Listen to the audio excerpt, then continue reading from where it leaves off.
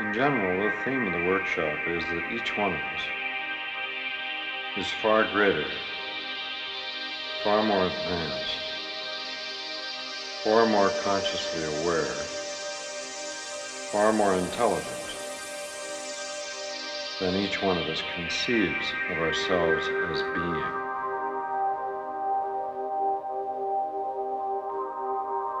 Our main problem then, with these basic givens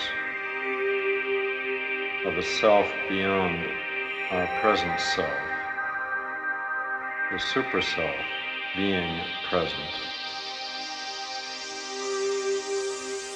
is mainly a set of hindrances, a set of evasions, a set of refusals to see that one really is great, that one really has multiple levels of consciousness, that one has a superintelligence, that one has extreme sensitivity with respect to others, that one has deep empathy, sympathy and love,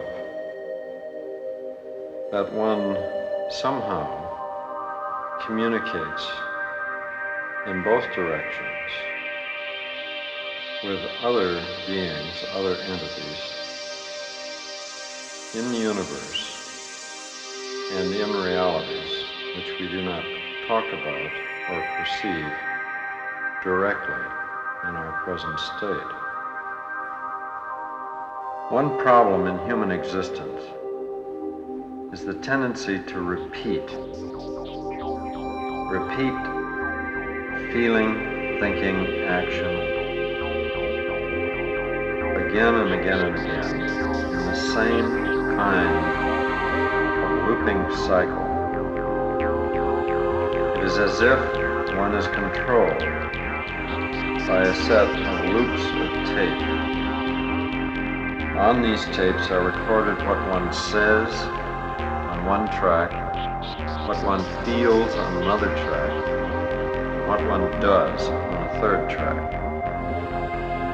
And these are endless loops, and one tends to repeat these again and again and again. We will illustrate by using repeating words, repeating sentences, and repeating ideas, how one can get involved in such repetitional processes, and what sort of traps, blind alleys, evasions, hindrances, and refusals can develop in the face of such externally forced repetition. The point of these exercises is to make you more aware of the repetition processes occurring in your body, in your mind, in your feeling, and in your relationships with others. How you avoid achieving your goals by repetitive methods. How your relationships with others repeat. How you use them in the service of these blindly repeating patterns.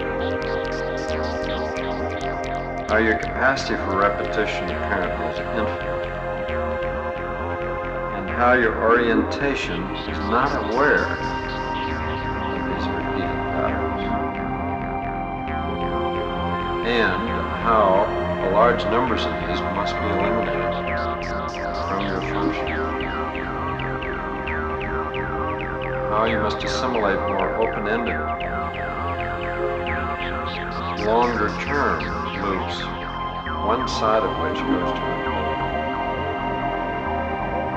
So it is not circular. It has become elliptical and even hyperbolic.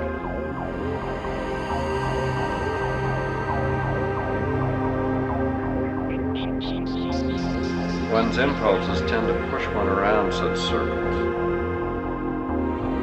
especially if there are two forces operating, two impulses, one counter to the other, in the so-called double bond. One can go circular indefinitely under two counteracting opposing forces. One's needs for repetition are such that one tends to repeat in order to be safe. The safety of the familiar, the safety of the old tape loops, rotating merrily. One, under these circumstances, tends to ignore the possibilities of escape, tends to ignore the possibilities of widening out these loops, making them so huge that in this lifetime at least, one does not see the repetition. The form of such repetitions is obvious. It tends to be circular or elliptical, and it is very superficial. And one would very much like to change the form into some sort of a spiral at least. A spiral with no end. This is one of the possible conversions of the form. The substance involved is that this is quite counter to one's superself. One's superself tends to be parabolic, hyperbolic, moving towards infinity, not caught in circular or elliptical orbits, but more shooting off on asymptotic paths, far out in